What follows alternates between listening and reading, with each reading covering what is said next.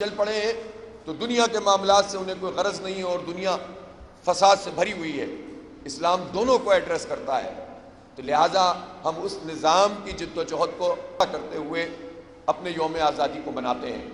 ہمارے ملک کو بہت سارے چیلنجز درپیش ہیں، معیشت کا اس وقت برا حال ہے۔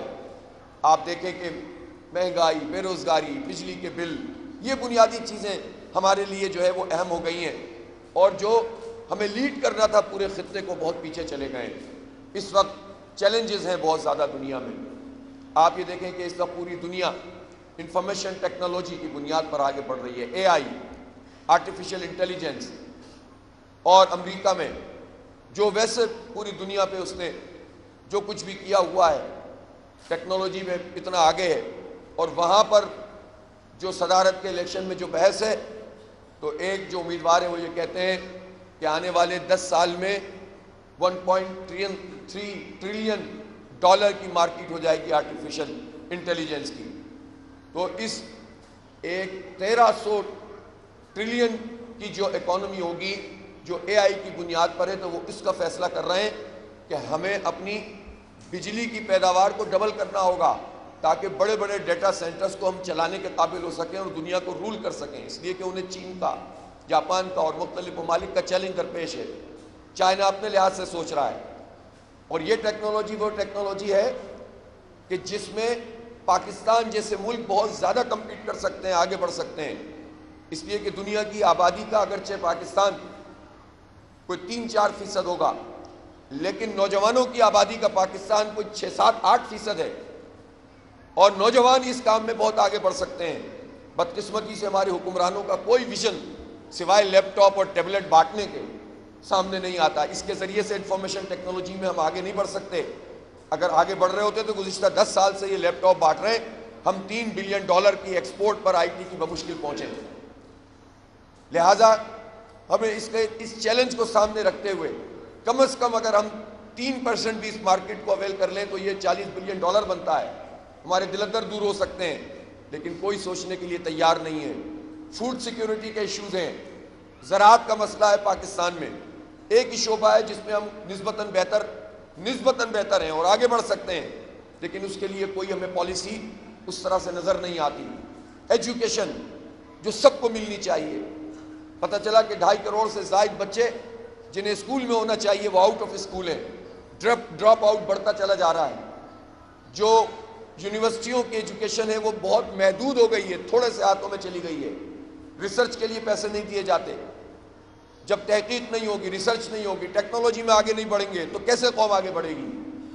پھر بنیادی تعلیم سے طبقاتی نظام تعلیم، کہ تعلیم کو جتنا زیادہ پیسے ہیں اتنا خریدو، اور اتنا زیادہ اب تعلیم کے اوپر بھی ٹیکسز لگنا شروع ہوئے ہیں کہ جو پرائیویٹ سیکٹر بھی اپنی خدمات انجام دے رہا ہے اس کو بھی فارغ کر دیں گے۔ تو جو ایجوکیشن میں اگر ہم اپنے آپ کو نہیں ٹھیک کر سکتے، فوڈ سیکیورٹی کے حوالے سے اگر آگے نہیں بڑھیں گے، انفارمیشن ٹیکنالوجی کو لے کر نہیں چلیں گے، ماحولیات کے تمام پوری دنیا میں بدلتے ہوئے کلائمیٹ کا اندازہ نہیں کریں گے، اور اس کے حوالے سے کوئی اسٹریٹجی نہیں ہوگی تو کیسے آگے بڑھیں گے؟ لہٰذا ان ساری چیزوں کو سامنے رکھتے ہوئے اپنی جد و جہد کو آگے بڑھانا ہے، اور سب سے بڑھ کر یہ ہے کہ عدل و انصاف کا اگر کوئی نظام ہے جو دنیا کو امن دے سکتا ہے اور دنیا میں ایک بیلنس پیدا کر سکتا ہے تو وہ صرف و صرف اسلام ہے۔ اس لیے کہ اس وقت بھی دنیا میں